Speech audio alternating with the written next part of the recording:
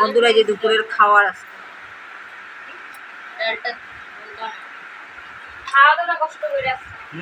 এত সুন্দর খাবার কেমন কষ্ট আমারই কষ্ট হলো রান্না বান্না করতে আসলে আমরা এমনি চাল খাই চাল এক মুখ খাই আলু কামুক দেই ডাল গিলা খাই পেটে যায় তো সব হজমই হয়ে যাইবো আর এটা দেখ না খাওয়া দাওয়া আমি তো খাই না একটু খা আমি খাই নি ভাতগুলো নিলে ফেলতে হলো হ্যাঁ পুরো ভাতগুলো নোয়া লাগে না পুরো